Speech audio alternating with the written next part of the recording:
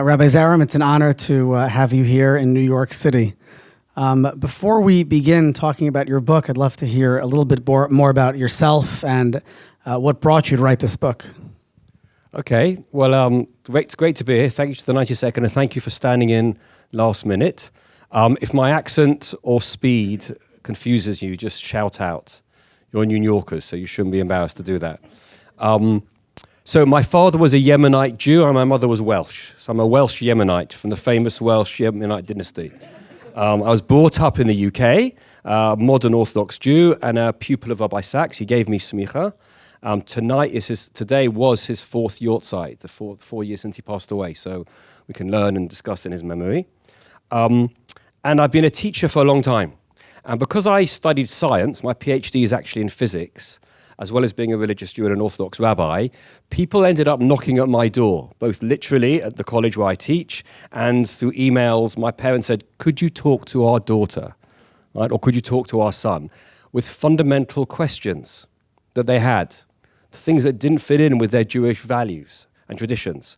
And I saw this happens a lot. In fact, we do a conference at the college for, I'm going to get the words right, middle school Jewish studies teachers, 150 of them every year. And we have lots of sessions. And I did a session on responding to difficult questions. And you expect about 30 or 40 in the room, like 80 teachers showed up. And I had a little board, said, what are the questions the children ask? After 20 minutes, it was packed. You know, why do people hate Jews? This is 10 years ago. This is not post-October the 7th. Right? And one rabbi said to me, how do you answer this? One kid said to me, I didn't have to, in an Orthodox synagogue, I said at school, I didn't have to do this, Rabbi, because I'm an atheist. How would you respond to that? So I said, you're a teacher. The first thing you say to the child is, spell atheist. Right? What does it mean? Define it, understand it, and engage with the question. So I realized people have these deep fundamental questions, and I wanted to write responses to them. Right? A person in synagogue just a few weeks ago in the Parsha of Noach, right, with Noah and the flood, sat next to me and he leaned over, goes to shul every day, and he goes, you don't really believe this happened, do you? And it's the middle of laning, right? And I'm a rabbi, I can't talk. I'm like, we'll talk later, right? But you know, you grow in two worlds that don't necessarily merge, whether Orthodox, all kinds of Jews. And suddenly you go, wait a second, Torah allows slavery? What's that about, right? The world's only a few thousand years old. How does that work with Torah? Are they just different things? Is it just stories? Or what kind of truth is the Torah? So in response, I wrote the book. I mean, you shared just some of the questions that you answered. How did you said there were about 180 questions that those teachers brought up. How did you decide which questions to address in this volume? Well, there are always more. And I realized some overlap with each other. So I did the ones that were asked the most, or ones I had good responses to. A couple I haven't done because I don't have good responses yet. It's an ongoing project to work out the way I think about things. But I realized, and I've divided the book into 3 parts that I think reflect different kinds of questions. There are origins questions, there are ethics questions, and there's belief questions. The origin questions are, right, creation and millions of years and dinosaurs. You know, are there any dinosaurs in the Torah? In my synagogue, lots of dinosaurs. But in the Torah, I'm just trying to get below it. It's raining outside, you're cold, you've had a hard evening, I'm just trying to be light. Sorry. I've only got 3 jokes, that's one. There's a couple coming, but that's what's on. So there's origin questions. The 3rd chapter is called, Does the Flood Story Still Hold Water? Sorry, I mean, and then did the Exodus happen? Was that joke number 2? Yeah. I'm glad you noticed. Sometimes they don't notice and it's worse. Did the Exodus actually happen? Like, you know, Seder night's really important, and I believe in it, but you can't prove it archaeologically. And if a child says, where's the evidence? You know, and you've got to do it well. You know, I've seen a rabbi go to a museum and point at a frog, right, a hieroglyphic of a frog, and go, you see, plague of frogs. And I say, but Rabbi, that was from a local god, which was 1,000 miles south of where we were in Egypt. He goes, so what? And I said, and it was a local god, not a national one. He goes, so what? And I said, and it was from 600 BCE, 700 years after we left. Wrong place, wrong time. He goes, but it's a frog. And that's not good enough. And we fob off. Do you say fob off? No. Someone translate. We push away, or deflect questions. right? Fob off is better, right? You're going to use it, right? We deflect questions we don't know with simplistic answers. One rabbi asked about evolution, and he said to me, anyone who thinks that we descended from apes probably did. Just fine. Number 3. Right? No, it's not, because that's his. And I said to him, and there was no and. That's not good enough, right? Serious questions deserve decent answers. So the first part's origins. The middle part is ethics. Why does the Torah allow slavery? Why does it allow sacrifice? Isn't being the chosen people a little bit racist? What do those ideas mean? So that's the middle bit, the ethics. And the last part is belief. What does it mean to believe in God? Why did Jews argue with God the whole time? Everyone's at it. Moses, right? Abraham and so on. And what if you still don't believe in God? Some people just don't have a faith bone in their body, a spiritual bone. Come on in. And the final question is why pray? So I chose example questions, and it's the approach. So I don't deal with every issue, but the approach of the different questions is in each of the different areas. So I'd love to hear more. Before we kind of take a deep dive into some of those specific questions, just to give everybody a taste of what happens in the book, you mentioned that you have an approach. What is that approach that you take? Is there a way that you kind of begin at the outset for all the questions and think about them? Yeah, thank you. I make it as hard for myself as possible. So I begin with exploring the question, and I go through the answers that I've heard, or the simplistic answers, which don't quite work, and I deepen the question more and more until I've got no idea what I'm going to do. I have to say that's one of the things I really appreciated about your book, is that you really illustrated each question for several pages before even starting to answer it, just to show the depth of the question. And it allows other questions that are related to it. Well, I don't believe in God, do miracles really happen? That all those come together. And then I start building an argument and a response from Jewish sources, systematically making sense, being conscious of historical context, doing deeper philosophical readings of sources, and trying to make it interesting. Rabbi Sachs taught me, and I mentioned at the beginning, he said, when you write, Rafi, he said, make sure you're crystal clear. Make sure you've done your homework or you've done the sources, and remember, don't be boring. Because that can happen sometimes. People are really, good points they're making, but it's not interesting. So I try and make it a bit interesting occasionally. Okay, so let's start looking at each one of these areas, and explore one question from each of the three spheres. So you began with your question of creation and evolution. How do you find that students have phrased that question? What bothers them most about creation? So we can do creation or evolution. Which way do you want to go? I meant how does creation conflict with evolution? Oh, so they've all heard of Darwin. And he's got a big beard and a big black hat, so he looks religious. He looks convincing, right, for these people. No.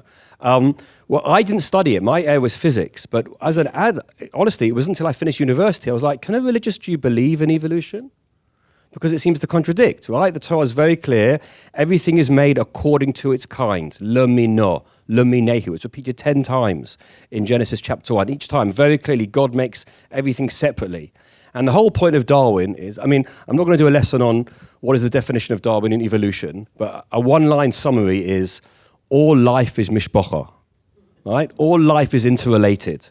One thing evolves into another. All life, all living organisms began as a few basic forms 3.5 billion years ago and evolved to the complexity that we have today. And the Torah says, much shorter time, a few days, and also God makes everything separately. So how do you square between the two? How do the two fit together? And often it's about how you read text. To make the chapter interesting, I do it through the life of Charles Darwin. I look at his life. He was going to be a priest. His dad was religious. He wanted him to study to be a priest. And before he was about to go into the priesthood, he was at Edinburgh University, a religious guy. And he thought there was an opportunity to go, he loved biology, and there was an opportunity to go on a boat of exploration, as well as this with Fitzroy, this with the HMS Beagle, which was a business venture going round, but they also wanted a scientist on board.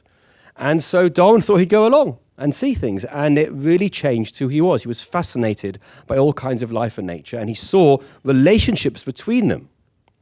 Now, others had said before that things might have evolved one to another, but he tried to work out what the mechanism was for how these worked. And again, how does that fit with Torah? So there are many midrashim that say you don't read chapter 1 literally. When it says according to its kind, it doesn't mean God made them separately. And as Darwin wrote to a friend, isn't God greater if God can make species that then, or the way of life, that it can evolve into other things? That's a greater God. In modern Hebrew, you might say species with Rosh Gadol. Rabbi Sachs, in his book, summarized it in one line, as he often does. He said, the Creator made creation creative. Drop mic, right? The Creator made creation creative. Things evolve into another. And he explained how that works. I go into much more depth in the book. There's one aspect of it which is hard because part of evolution theory is random mutations. Okay? I think that's the major. Yeah. Rabbis don't like random. Right. Rabbis really don't like random. They like things ordered and it's defined by God. But the way I look at it is random is what God does for breakfast. It might look random to us, but it isn't really random. So a favorite metaphor people like of is you look underneath a carpet weaving and it's got all these strings. It looks like mess, and on the other side is an order. Now that's the metaphor they give, but I come from a scientific point of view, and actually it's true. Right, rolling a dice, a die, when you roll it, One die. You're taught probability, it's 1 in 6, that it's random. Now that's true in maths. It's not true in reality. Any real die that you roll, if you knew the spin of the die, the weight of it, the angle of rotation, the air velocity, you could possibly predict where it will land. So pure randomness hardly exists in reality anyway. So what we call random actually isn't random. And what Darwin called random actually turned out to be genetic mutations. So when you really get into the science and into the Torah with the sources, things begin to overlap between the two worlds, and it's not so surprising. And what's interesting is you might think, some people don't really care about this stuff, right? Like evolution, does it matter to me? So in the chapter, and I'll just end with this bit on it, because there's a lot more to it, by the book. But when I interviewed Robert Alter years ago about his new translation of the Bible, I said to him, Robert, we are Bible salesmen. And there were 100 copies, and we're going to try and sell all of them. So we did. So that was good. But Charles Darwin himself did lose his faith. Right? Once he became a middle-aged man, he would walk his wife to church. I've got a biography. He would walk his wife to church every week through the lanes, through the trees to the church, and then she would go in, and he would stay outside doing security. No. Do you have I don't know. Do you have volunteer security here? People do? No, it wasn't. He was just walking around now why? Not because of evolution. It's because one of his children died quite young of a disease, and he was very angry with God. And it's interesting, that's what made him stop going to church. So the man himself, it wasn't evolution theory, it was an experience to him. He couldn't understand why nature is red in tooth and claw, why God would allow those things to happen. Right? He was a Christian. He didn't have Jewish philosophy the way we deal with it. It was a much more black and white. God did it. It must be some kind of punishment. And he couldn't take that. So by making it more human and seeing the historical context and widening the science and the Torah, the responses become more interesting. Something I think which hasn't been done in other books before. So one thing that I found interesting about your response just now is your reliance on the midrashim that read Genesis metaphorically. Some of us may have heard suggestions by other apologists for Genesis that each one of the days or each min represents a different stage of evolution, or each one of the days represents a different stage in the evolution of the world's formation. You don't take that approach, and I'd love to hear your reflections on that approach and why you don't take that approach. If it's late, if it's a late interpretation, it's a response to evolution, then it's an apology. If it's written before Darwin, can't be an apology. It's a way of looking at it. And there are many midrashim that talk about and the Malbim talks about this, although I think he might have known about Darwin, that there are a lot of midrashim that say that each level then develops to another major stage along the way, so that's called a min at that point. But mystical interpretations are nice, but you can go to a lot of places there. But you're not meant to read Genesis chapter 1 in a purely literal way. Even the most religious Jew, the religious person you can think of, we've all got a cousin like that, right, does not take every word of the Torah literally.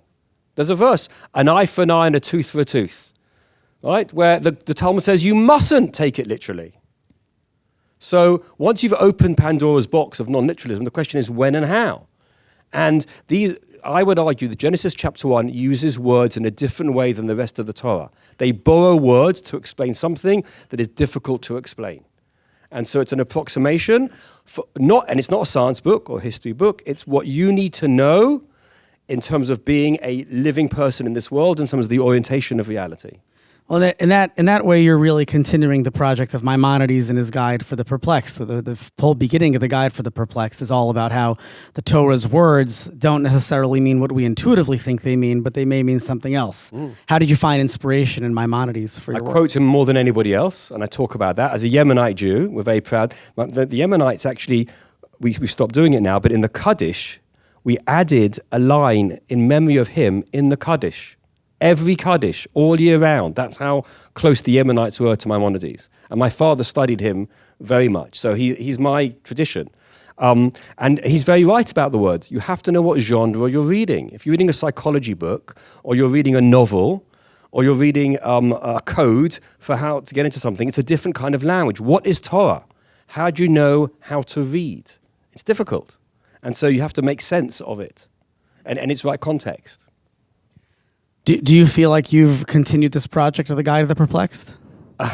I might have footnotes, or I've taken his approach and used it in ways that he didn't know about. He didn't know about the science of the time, right? He was convinced that possibly the planets had a consciousness. You've read that. And there's a famous story that when they landed on the moon, I think one of the major Gadol rabbis said Maimonides would have cried because he was wrong about that. But that's okay. Right? You realize, and he would want people to understand the science of their time. He thought there were 4 elements. We now know we've got Mendelev's table and how everything works, and the standard model of particles. All he said was there's 4, right? Earth, wind, fire, and water. Earth, wind, and fire, and water. Yes, 4. So is that wrong? Or if you learn physics, it's an approximation. All physical things are either solid, right, which is earth, liquid, which is water, or gas, which is air. And the way you get from solid liquid to gas is through heat, energy, which allows you has fire. So on one level of reality, it's right.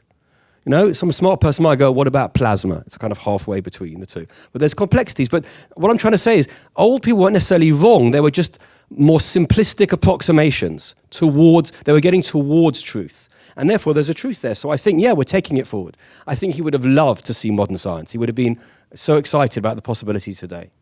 Absolutely. Going back to your responses to evolution, have you experienced as a teacher sharing these responses with students? What is their reaction like when you respond in this way? Yeah, so evolution's a hard one unless they've learned it in school. But then they want to see how things work, and they're fascinated by it. So it's about learning the text. I was in SAR High School this morning doing one about the 7 days of creation. So if you present it, I always do it if I know they've been studying it already. So they either know the verses or they know a bit of the science. So once you've been studying evolution, it's much more interesting because then you can ask them, describe evolution. And it's just a fundamental point. Does Darwin say how it began? I say, what's the book that he wrote? Is it The Origin of Life? And they go, no, it's The Origin of Species. And Darwin made it very clear, once I've got some basic species, I can see how they evolved to the complex forms we have today. But how did they get there in the first place? And I quote from his diary. He said, it's as impossible as working out how we got life from non-life as it is to work out how we got matter from non-matter. He realized those limitations. So I will go with the class on their level of knowledge of evolution and then respond to the Torah in that way and see what questions they have. Once it gets going and they warm up, then they have loads of questions when the wall breaks down. And then it's really interesting and we keep going. Wow, that's very interesting, Rabbi Zarum. Thank you. Let's turn now to part 2 of the book on ethics. There are quite a few interesting questions in ethics, and I'd like to turn our attention to one particular one, and that is the question of sacrifice and killing and eating animals in general. There's a lot of it in the Torah. There is. There's a whole book devoted to the laws of sacrifices and the sacrificial rites but just think in the temple. Cain and Abel, Noah, Abraham, Isaac, Jacob, everyone does it. So what are the ethical problems that you sense in that, and what are some of your responses? Why does God like burnt flesh? I mean, if you just ask it in a direct way, like what's the point? Why is there so much of it? And it's a really hard question to answer in terms of understanding how it works. And you have to know. Maimonides addressed it as well. Absolutely, and I quote him big time. But the first is just to understand what until you understand sacrificing, why you'd want to do it, you can't understand a response. And I didn't put this in the book, but have any of you read James A. Mitchener's The Source? It's an amazing book where I started an archaeological dig on this big tell, and the first chapter, they dig down and find all these different archaeological discoveries at all different levels to the bottom. And then the second chapter, he then starts dramatizing each level. And the second level is about idolatry, this farmer, right, who's worked really hard and is desperate to be with one of the temple prostitutes and get a sacrifice. And by the end of it, I want to do idolatry. And that's really important stage. And there's even the Gemara about that. That when a Rav is very rude about a previous king because he was an idolater, and the king appears in a dream to him and says, if you'd been around when I was, you would have lifted up your skirts to run faster to do it. Be more respectful. So the Talmud recognizes that. So the first was to understand what is the desire? What's the source of that? Why do we do sacrificing? And it's to placate gods, to convince gods as shows of power. That's stage one. And the Torah rejects that and says we're going to do it for another reason. And so basically the Torah is taking people from where they were to where they could be. So can you elaborate? Where were they? I mean, clearly sacrificing was something that people loved doing. The whole Bible is full of people sacrificing. It was a standard thing in ancient culture. That was how you recognized the God. And you ate some for yourself and some for God. Right? People forget that most of it went to you. Right? Most meat of most animals was eaten by people. It was not, so it wasn't a waste. It wasn't sacrificed. But the feeling that it had, what Maimonides says and others has, God wanted to take us away from that immediate need and do it for a different kind of way. And it's also fundamentally connected to eating. So when it talks about sacrifices being taken up by God, it says, Vatochal al ha-mizbeach. What is ochel? Achila, to eat. God eats the sacrifices. Sacrifices are eaten. And honestly, I shouldn't say this, it's the weakest chapter in the book because only when I finished it after the 10th time did I realize what I was trying to say. Eating and sacrificing are fundamentally connected. Why shouldn't there be a ritual around the most fundamental thing we need to keep alive? Right? On a biological level, why do we need to put flesh inside us to keep going? I know you can be a vegan. Right? But at many stages of your life, it's probably not a good idea unless you're getting pills and protein from somewhere else. But why? We're made to be carnivores. What does that mean? We are part animal. What does that mean? And what does that mean, the ritual of death going inside us? And every ancient culture, at the moment of killing, wanted to show a level of thanks to a life they had taken. And that's also part of sacrifice. I'm not giving my full response. I'm just widening the questions. You make it more interesting. Like the kid asks, why are you allowed sacrifices? And then I try and open the world. What do you think sacrifices are for? What do you think eating is for? How are these related? And gradually become to build a response. And I end up on the chapter talking more about the ethics of eating food, of eating meat. And Maimonides talks about only eating meat once a week and why we maybe should be considering that. Can you share more about that, about the ethics of eating and eating meat? Yeah, if you just look at how much is wasted, just on the level of waste of meat, or how many animals are killed, I'll read out a bit. It's a bit depressing, but see if I can find it quickly, which is that it's a very difficult thing. There's a lot that is eaten. Sorry, let me find it quickly. Sure. I think I put it over here. Sorry, I'll be quick. Yeah. One paragraph. Equally, the industrialization of meat production, which has enabled mass consumption on an unprecedented scale, also brings into question the proper ethical treatment of animals. In the United Kingdom alone, 7,000 cattle, 30,000 pigs, 40,000 sheep, and 2.5 million chickens are slaughtered for human consumption every single day. Shockingly, over 20% is wasted and never eaten. Footnotes, sources for everything. And don't make this, and not just a newspaper article, even a good newspaper article, right? Find the newspaper article, then find I've got a friend who's involved. Find the cousin, please God soon. Pardon? Nephew to be. Not just a So if you find the really good article, find the source they based it on and quote that. So these are based on sources. So, shockingly, over 20% is wasted and never eaten. In the US, the figure is even higher.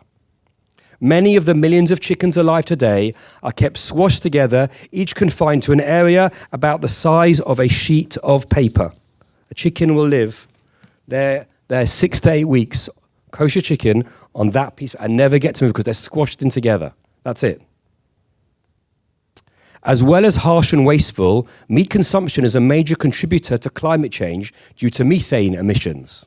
That's a nice way of saying it. The carbon footprint from beef and lamb is more than all the other food groups combined. Yet it appears that the human desire to consume meat outweighs concern for animal welfare and climate hazards. Now, does Torah have anything to say about that? And I think part of sacrificing was to make you more aware. And I write, imagine if every time you wanted to eat some meat, you had to go to a local temple and sacrifice a bit. And then you got some.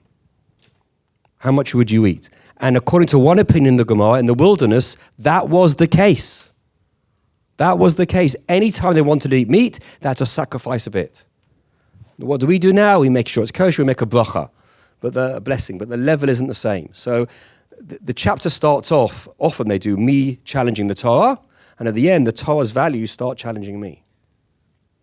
Your focus on the environment here echoes another chapter of your book about the flood, and how the flood also has a message, an ethical message regarding the environment.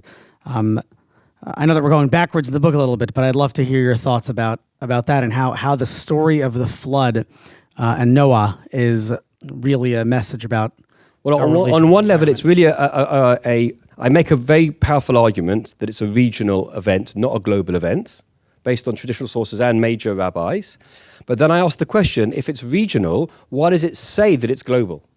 And I say to make the point that humans are responsible for all life. And the way I look at it is that the protection of life today is like an ark. There is the ark of life in the world. Now, some species become extinct naturally. In fact, most species that have ever existed have become extinct today. But there's a whole bunch of species that have now become extinct because of human action. And that's not acceptable. And that's a sad thing. I'll read you just one paragraph on that. Yeah. According to estimates by a team of experts in 2004, climate change alone, if left unabated, could be the primary cause of extinction of a quarter of the species of plants and animals on the land by mid-century. So by 2050, a quarter of the species alive today will be gone. The list of species erased is already long. Gone are the golden coqui, or the Puerto Rican tree frog, the lotus blue butterfly of California, Buckman's warbler, a migratory species of the eastern United States, and all three of the land birds found uniquely in Guam, including the brilliantly colored cardinal honeyeater. Now, you might not care, but the Torah says we are responsible for all life on this earth. Now, if things evolve and become extinct naturally, that's one thing. If we do it, we are destroying animals from the ark of life through our actions every day. And the Torah is a message to protect the ark. If you see, by the way, in Israel, we always want to mention Israel currently, especially now, our thoughts and prayers are with families there and hostages and everybody else. There's a wonderful biblical museum there, biblical zoo. And they have an ark there, and they've got this great video where it shows of, say, birds in certain areas where there's oil slicks and they're dying, and then suddenly, it's a cartoon for kids, this Noah's Ark lands and picks them up and brings them to the zoo to look after them. And it takes that metaphor in the same kind of way.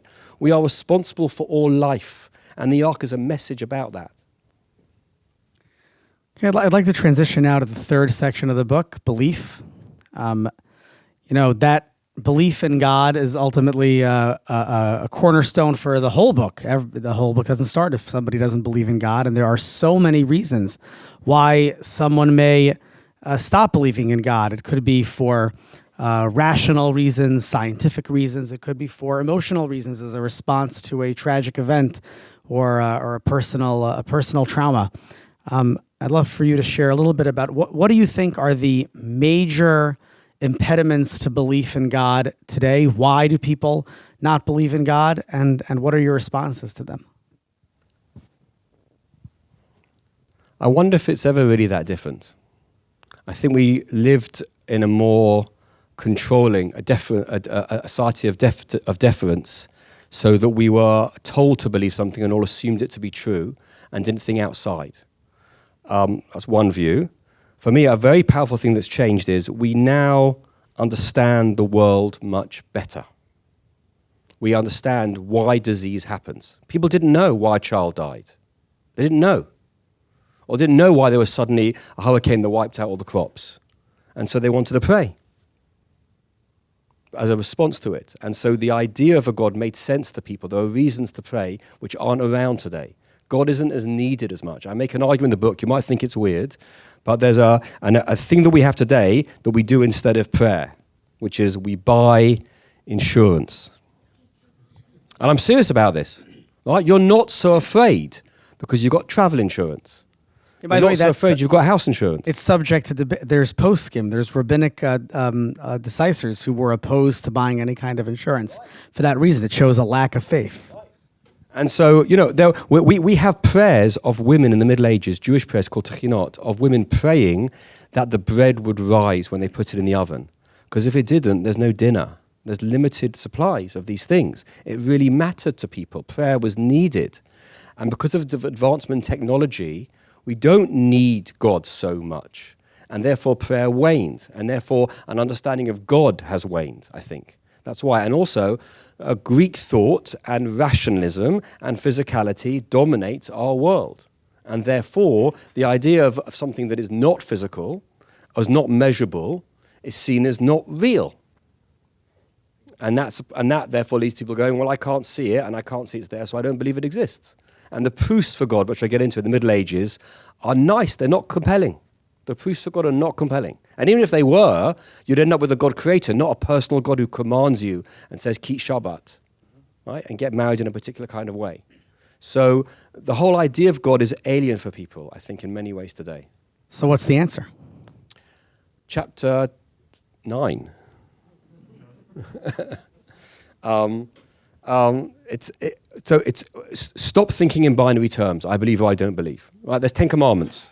One of them is honor your parents. Do you? Yes or no? Really? All the time? How about Pesach when that whole thing happened with the family and the joke I always tell on Pesach is that your family comes for Pesach, and that's like going into Egypt. And then at the end of Pesach, they leave, and that's like the Exodus. But no, I'm joking. I love being with family. But sometimes, do I honor my parents? My father passed away 2 years ago. We can still honor our parents even when they passed away. I try. Often I think that I didn't. It's a relationship. On a good day, yes, others not. It's a yes and no. Same with God. Do you believe? Do you feel close to God? You're allowed to move around. I'll tell you, can I walk around a little bit? Well, not because of the camera, not too much. I've had lots of failures as a teacher, especially with high school kids. That's the hardest challenge. I was in a Shabbat in Bournemouth, and they said to me after the sermon, do you want to do the lunch for the kids? Bad idea. I was like, yeah, right. I walk in, so they're like 9-year-olds to 16-year-olds, 100 of them, food flying, massive noise, rabbi's going to speak. And I get up, I'm like, yeah, what are the chances? So you jump up and down a lot. And I basically said, there's 3 kinds of ways of looking at God. There's atheists, and I ran over one side, and they don't believe in God, think God doesn't exist. And there's believers who are convinced God exists. And there's people in the middle, and they're called agnostics.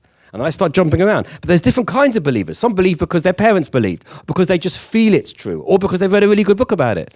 And there's others who don't believe because they used to and they don't anymore, or they just can't see God in the world, and I give lots of examples. Or there's people in the middle who say, I don't know, or nobody knows. And I'm walking around as I'm exclaiming each one. And I did it to keep them awake, but then I realized, and I said it as I was doing it, this was a good day. I've had days when death, failure, walk out, but this was a good day. And I said, you know what the secret about being a Jew is?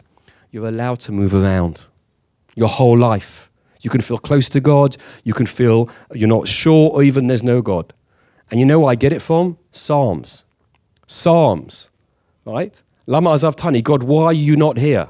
Psalms itself questions, why is God not here? Some days you feel close to God, some days you don't. And rather than thinking that's dangerous, it's in the Bible. It's in the verses that we say. Because the rabbis recognized, and the Tanakh more fundamentally, the Bible understood, that relationships are complicated. You're going to feel close sometimes, not going to be sure. In the same way that a couple who's going through difficulty might think it's a difficult relationship, or do we even have a relationship? Is there anything, you say the line, is there anything there? Is there anything left to save? And just think of that language of relationship. Same with God. Is there anything really there to save? Is there anything that I see or I feel? And so I develop it in this way to make it much more interesting and more complicated, that you can move around in relationships. This echoes a lot of what Rabbi Soloveitchik also writes in his book, And From There You Shall Seek, where he really connects it to the Song of Songs, which is also about God and the Jewish people and how they come close and farther apart. Roy Feldman came in very late to do this, and it's really nice of you to do that. So I can say this, not embarrassed. That's in the chapter. That book, right, Uvikashta Misham, Rav Soloveitchik, it's a book that he wrote early on, but it wasn't published in Hebrew till the 80s, and then in English till 10, 15 years after he died. He's a man on fire. He's amazing, that book. It's brilliant, right? Brilliant book. It's brilliant. And so that's part of my understanding. That made me feel that you can say these things because he understood this desire to be close. So I researched the idea of searching for God through the Torah, and it's a consistent phrase. That people go and seek God, right? Rebecca has kicking babies in her womb. She goes to seek God. At Mount Sinai, the father-in-law says to his son-in-law, they always do, right? How's the business going, right? Moses, what's going on? You don't want to do it like this. And Moses goes, they come to me to seek God. The phrase, right, Obakesh Hashem, or Lidrosh, occurs over and over again in the Torah and in our prayers and in Psalms. So that's part of the approach that I take. Rabbi, you touched on another question in your description of the question about God, and that is the question about prayer. You mentioned that prayer is less relevant today. Many of us are just coming off of the High Holy Day season, where we spent what seemed like countless hours in a synagogue praying, and we may or may not have felt a deep connection with that prayer. And there is a chapter about prayer in the book. I'd love for you to share your reflections on why you think. What are the questions you've heard about prayer, and why is prayer relevant? Or what is the meaning of prayer now that we do have insurance policies? Yeah. I want to find. Yeah. All right, Carl, I'll tell you outside. So, the question is why people find it so difficult to pray. Again, they can't see something they can relate to. First of all, it's alien. The language is the wrong language. We don't understand it, right? I'm going to be rude as a Yemenite Jew. Ashkenazim have the advantage of not trying to understand it. They just rush fast. My father would pray in synagogue, and he'd say, Rafi, how do they read faster than me? I said, Abba, they're not burdened with understanding the words. They can just go really fast. Because he's Israeli. He's reading. You can read a foreign language much faster than you can read a language you understand. So that's one problem. Also, it's poetry. Who studies poetry? My rabbi, one of my rabbis early on, taught me read poetry. It's poetic language. He encouraged us to write. I was in a kotel, but he encouraged us to write love poetry. So you get a feeling for what this kind of thing is. And as much as you understand love, you're going to understand some of these texts. You know, according to Jewish law, a cantor, a chazan, has to be married, right? Now, the cynical way of saying that is because they have to know how to plead.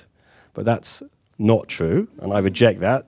Rabbi, you've had many more than 3 jokes. Yes, that's not a joke. That's not. But the real reason, though, is because unless you've had a deep, real human relationship, you're going to find it hard to love God. And Maimonides says, just like a man thinks that there's a woman he loves and his desire, shogeh batamim, and thinks about it the whole time, you have to love God more. How can you compare physical, right, emotional love with spiritual, divine love? But Maimonides has no problem. They are interrelated. They're the ability to relate.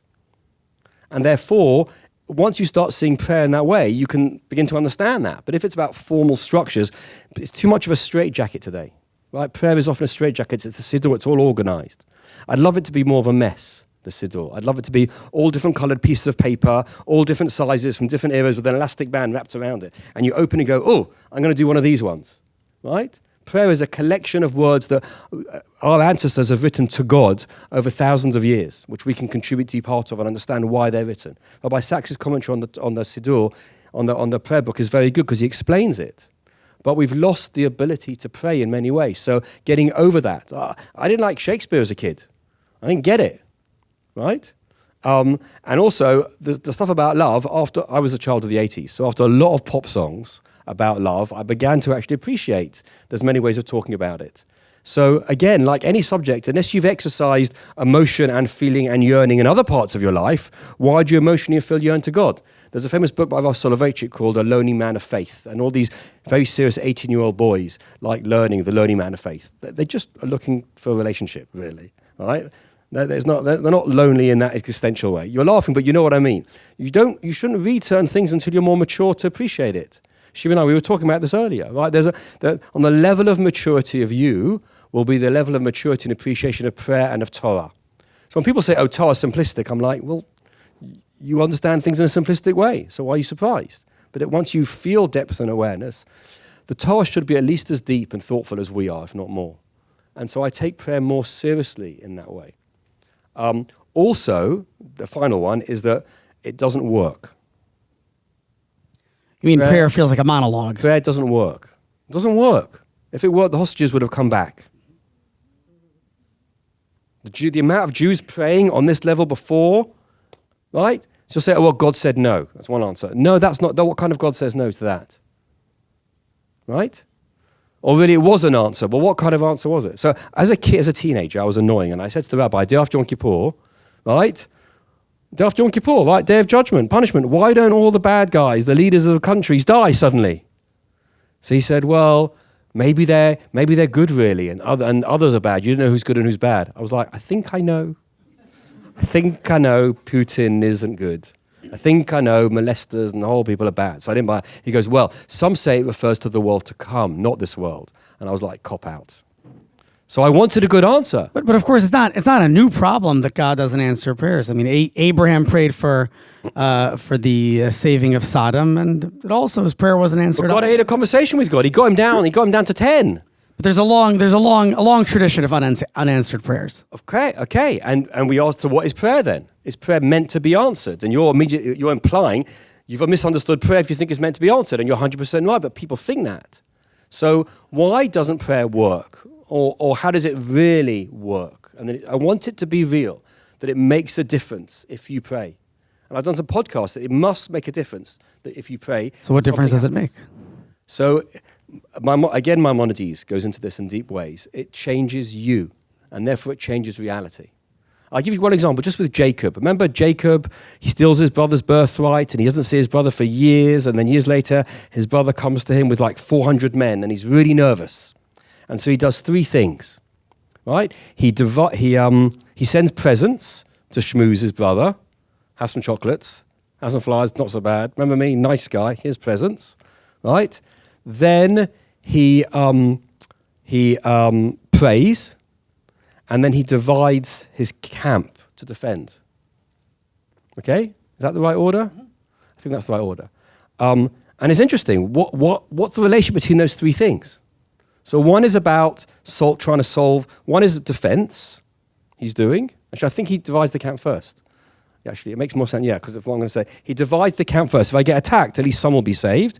Then he prays, then he sends presents. And the argument that I give in the book is there are external solutions to a problem and internal ones. I need to solve the problem externally, but also to understand my relationship. Why is this happening to me? And how do I deal with it? And I argue the prayer that he did allowed him then to think more thoughtfully about sending presents. And what did the prayer make him realize? It's a relationship issue, right? He's upset with me for good reason. I need to understand that and therefore change my reaction. So I think prayer, by changing us, really changes reality. And there's two ways of interpreting that. Maimonides, it gets more complicated, but that's beginning to. So people say, oh, it doesn't really do anything then. I was like, no, it does a lot.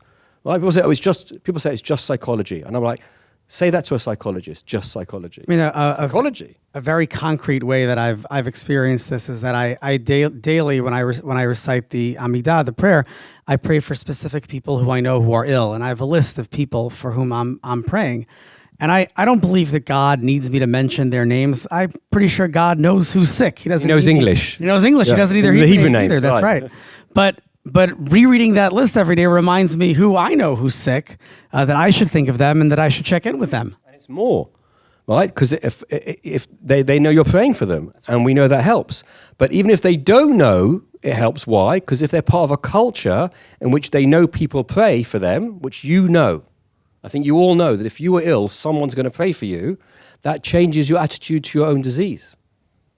And separateness. Many people, when they're ill or they've got difficulties, hide away from community and connection because they're kind of embarrassed about it. And that sometimes means they get iller quicker. So reaching out, being part of a community, and the prayer that made us aware of this really changes lives. And if you don't believe, my friend Richard Taylor, when he was studying medicine, he was in India, and he spent a lot of time doing medicine in India. In India, they don't have nurses. They tell the family, right, these are the pills to take, and they look after the person. There's a whole other culture there. And he said the amount of healing that goes on through community, Rafi, he said, it changed my life. It's real, he said. It's real, just as real as the pills. We need the pills. It's not magic's going to happen, but it's just as real. Rabbi Zarum, we now have been through all three sections of your book with the kind of a deep dive into one question in each section. We have a few minutes for questions from the people here. We'd love to take some questions. Yeah. Just on the last point of prayer, are you saying that if I tell someone that I'm praying for them and I don't actually do it, it still has that effect on that person? It's interesting. Well, so the question was, Shimi's being clever now, if I tell the person I'm praying and then I didn't actually do it, well, the problem is they know you, Shimi. And that sometimes Shimi says he's going to do it and doesn't do it. So, right? It's all about relationships, Shimi, as you know, as you taught. Right? It's all about relationships. So, of course, there's bits in between, right? But in general, Jews know that Jews look out for Jews, and that's very powerful. Right? That Israeli soldiers know that we've got their back. We've got their back. Gives them the strength to fight. And in a very important way, that recognition. Well, in our synagogue, did one prayer service at one point very early on for Israel to support. Right? There's a massive synagogue of like 1,700 seats. And I was tired, I didn't want to go, but I went to fill a seat. Because if one of my friends in Israel or Israeli looked at a picture of some synagogue in Israel and every seat is full, that gives them the strength to keep going. And all I was needed that night was not to be an intellectual rabbi, just to be a body, to fill a seat, to give confidence to people there. And it matters. Every time it matters. They care. And relationships build. A kind word said to you can save in such a good... I'm not saying medicine isn't important. It's completely important as well. There's a physical part of us and a spiritual part. And we used to understand that. Karen Armstrong writes about this, if I can mention just briefly. In the ancient world, she said, they would hunt for animals, right? They'd hunters, the 10 braves would go out and chase an animal and chuck the spears. They'd bring it back to the camp. They would kill it in a ritual way, or if it wasn't killed at the time, and then they would sacrifice some to the gods and then eat themselves and then sing songs of thanks. Right? Now, did they think that the god killed the animal or that they did it? They knew full well they had to do it, and they had to have skill at throwing the spear at the right angle and to chase. And they couldn't just pray to God, please kill an animal for us. They never confused what Karen Armstrong called logos, which is logic, rational thought, with mythos, which is spirituality. But they knew that they'd gone through a process of taking a life, and they had to be appreciative and value that and thank the gods for that. And Karen said, in the ancient world, people understood both were needed. Today, we've got confused. Right? The mystics think everything is from God, and the fundamentalist atheists or rationalists don't think there's any need for this. And it's a breakdown of society. It's unhealthy for everybody. Right? And we have to remember we used to understand the place for these things. And once you look in that kind of way, Torah makes a lot more sense. Sure. Any other questions?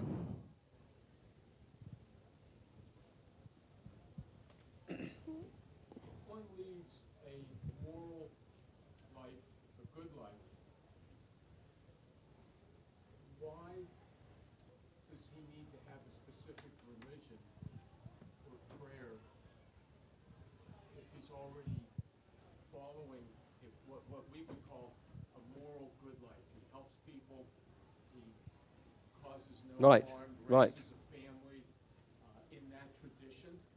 Why does it have to be a Jewish prayer or a Catholic prayer or a prayer at all? It's a chapter in the book. I'm going to read you a quote as part of it, but just because it's from Torah, so it relates to that directly. I'm sorry. I'll find. But I'll respond, but I'd just like to find it first, then I'm more comfortable. Yeah, they don't.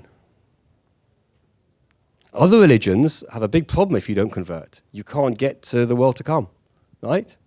You can't. If you're not baptized in certain strands of Christianity, then you will not get to the world to come. You're in limbo. Even Moses, because he wasn't baptized, is in limbo. If you're Mormon, it's easier because they can backtrack. Even after you die, baptize you.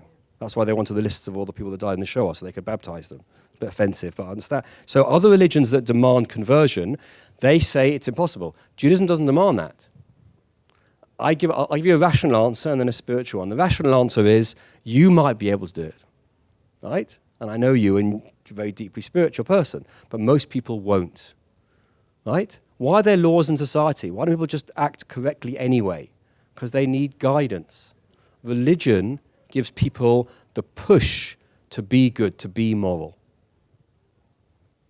and to understand that it means and it's meaningful for them. Now, I believe underneath there's a God that does that, but I tell some young people who have difficulty with God, I say you can spell God with 2 O's. Do you believe in good? Do you believe in good that good stands? And so if we don't have structures that encourage it, then society won't do it.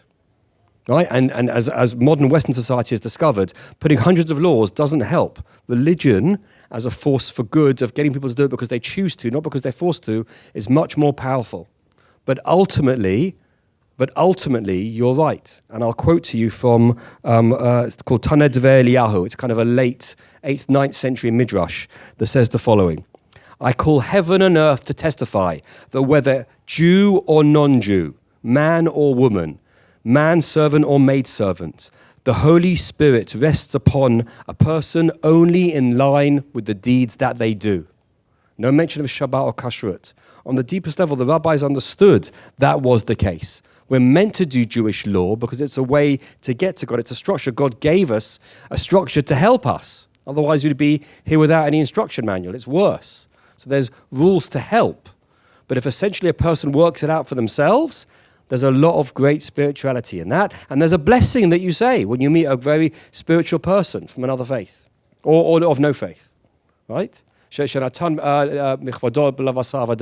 Who gave of your honor of wisdom, who gave your wisdom to another person.